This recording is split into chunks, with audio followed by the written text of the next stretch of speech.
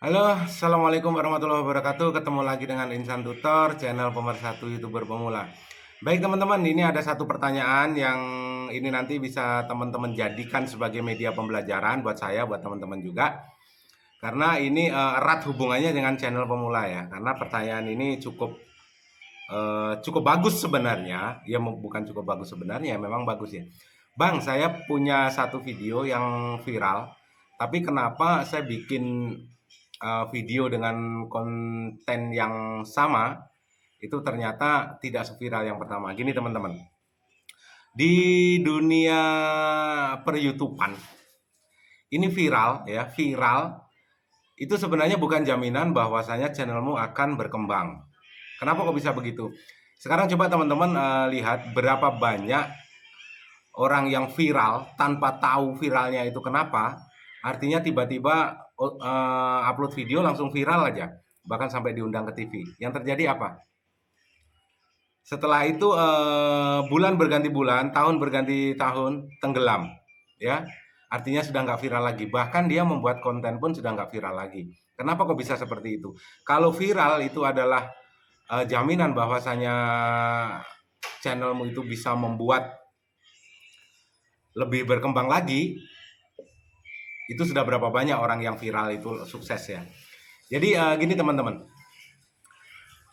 di dunia YouTube viral tanpa teman-teman tahu viralnya itu kenapa, teman-teman justru akan membuat bingung sendiri. Teman-teman akan bingung sendiri kenapa membuat sebuah video setelah itu tiba-tiba viral, sedangkan teman-teman viralnya itu kenapa teman-teman tidak pelajari, yang terjadi ya sudah teman-teman justru akan kebingungan sendiri membuat konten selanjutnya karena viralnya tidak diketahui dari mana datangnya. Apakah mungkin menggunakan strategi khusus atau bagaimana? Itu yang perlu teman-teman ketahui. Artinya satu video viral belum tentu itu membuat channelmu berkembang dalam jangka panjang ya. Terus yang kedua, optimasi metadata termasuk SEO, tag dan hashtag. Apakah itu membuat channelmu itu lebih berkembang lagi? Bisa iya, bisa tidak. Tapi yang sebenarnya begini, optimasi SEO dan metadata itu sebenarnya hanya langkah awal aja supaya videomu itu dikenal oleh algoritma YouTube. Tapi tidak akan membuat videomu banyak view, ya. Setelah videomu diterima oleh YouTube, setelah itu dengan metadata termasuk judul, SEO, tag dan hashtag segala macam, videomu itu nanti akan dikenalkan ke metadatanya. Setelah itu disebar ke penonton-penonton yang sesuai dengan channelmu. Artinya kenapa? Itu hanya langkah awal. Dan selanjutnya, kalau videomu itu ternyata tidak ada isinya, ya sudah, justru videomu tidak akan direkomendasikan lagi dan berhenti rekomendasinya, ya. Jadi itu tidak jaminan. Terus ada lain, bagi teman-teman ya, bagi teman-teman nih yang mungkin mempunyai teknik khusus, coba silahkan dikembangkan saja.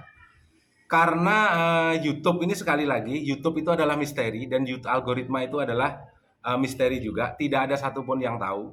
Yang tahu itu adalah hanya teman-teman sendiri. Tapi yang jelas, kalau memang ada satu video teman-teman itu yang viral, maka teman-teman harus pelajari. Ini videomu viralnya kenapa? Supaya nanti di saat teman-teman membuat video berikutnya itu menjadi acuan, ya, itu menjadi acuan, setidaknya ada pegangan. Supaya video selanjutnya walaupun tidak seviral yang pertama, setidaknya ada keterkaitan algoritma, ya. Terus mungkin bagi sebagian YouTuber pemula mungkin yang saat ini mungkin masih berpikir, wah, YouTube setelah diterima menjadi program partner YouTube langsung auto gajian. No, bukan begitu, ya.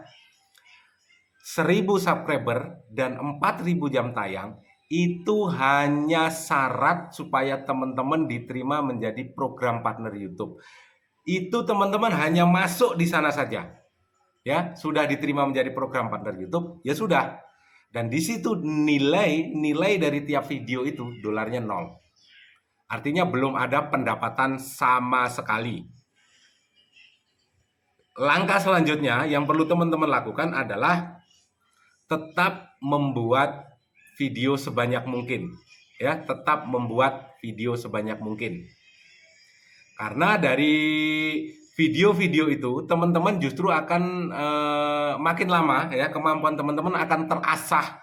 Yang tadinya mungkin bikin video itu malu-malu, semakin banyak teman-teman membuat video, maka kemampuan teman-teman akan terasah dan teman-teman akan tahu bagaimana sebenarnya channel mau dibawa, bagaimana sebenarnya membuat video yang bagus, bagaimana sebenarnya permintaan dari audienmu, permintaan dari subscribermu. Di situ teman-teman akan makin terasah ya untuk membuat video. Sebenarnya banyaknya video itu bukan permintaan YouTube, tapi lebih ke mengasah kemampuan teman-teman. Ini yang perlu teman-teman pahami ya. Jadi upload tiap hari sepi, upload 1 hari 2 kali makin sepi, makin banyak upload makin sepi. Itu kenapa? Memang YouTube tidak mengharap. Artinya videomu kalau memang itu walaupun ngupload 1 minggu sekali dan videomu itu relevan untuk disodorkan ke penontonmu dan subscribermu, maka video itu akan terus-terusan disodorkan ke penonton dan subscribermu. Permasalahannya sekarang setelah disodorkan itu, videomu itu menarik apa tidak? Setidaknya kalau memang tidak bisa membuat video itu menarik, maka video itu harus ada isi yang bisa diterima oleh subscribermu dan penonton unik, artinya penonton di luar subscriber. Mungkin ini teman-teman harus pahami ya. Jadi jangan berharap nanti setelah diterima menjadi program partner YouTube, wah auto dolar meledak. Bukan seperti itu. Apalagi dalam situasi sekarang ini, para pemasang iklan, perusahaan-perusahaan besar itu juga lagi mengencangkan ikat pinggang untuk membuat atau memasang iklannya di YouTube. Ya, karena terjadi resesi global seperti ini. Makanya fitur baru Super Thanks, Super Chat, dan Super yang lain itu diluncurkan oleh YouTube itu adalah untuk memancing para kreator baru supaya tetap bertahan di YouTube dan penghasilannya itu tetap bisa diterima tanpa harus pindah ke platform lain. Ya. Makanya diluncurkanlah Super Chat dan Super Thanks. Karena sebelum diluncurkan Super Chat dan Super Thanks, itu 1 tahun ke belakang, itu penghasilan para konten kreator itu menurun. Karena sedikitnya perusahaan-perusahaan yang memasang iklan di YouTube. Makanya dengan adanya fitur itu diharapkan para kreator-kreator YouTube yang awalnya ini sudah goyang karena penghasilannya turun gratis, pada pindah ke TikTok, pindah ke platform lain, ini supaya kembali lagi. Itu sebenarnya maksud tersembunyi dari YouTube ya. Aku nggak dieksplor mas ya, kalau dieksplor itu bukan bisnis namanya. Sekali lagi YouTube itu bisnis ya. Makanya sekarang yang tidak mengelola, yang tidak bisa, kreator yang tidak bisa mengelola audiennya, yang tidak ada kedekatan emosional dengan audiennya, tidak bisa memberikan Super Thanks, dan tidak ada yang memberikan Super Thanks, pada ngiri sama Insan Tutor kan, akhirnya membentuk gerombolan-gerombolan yang wah Insan Tutor sekarang lagi mementingkan Super Thanks. Ya wajar, kenapa? Mereka adalah orang-orang gagal yang membentuk suatu gerombolan. Jadi bukan memperbaiki diri, malah menghitung berapa penghasilan Super Thanks tiap hari menjadi guru matematika. Semoga ini bisa menjadi pembelajaran bagi teman-teman ya. Artinya teman-teman ke depannya harus bangun ikatan emosional antara teman-teman dengan subscriber ya. Jadi di situ walaupun tidak pernah bertemu, tetapi ada sebuah manfaat yang diambil dan apa yang disampaikan itu adalah memang benar-benar sesuai dengan apa yang pernah dialami dan teman-teman bisa terapkan. Kalau memang itu mungkin ada kekurangan, teman-teman bisa tambahin sendiri dengan metode-metode dari channel yang lain. Intinya adalah demi perkembangan channel teman-teman sendiri. Semoga bermanfaat. Wabillahi taufiq wal hidayah. Assalamualaikum warahmatullahi wabarakatuh. Salam sehat dan salam buat keluarga.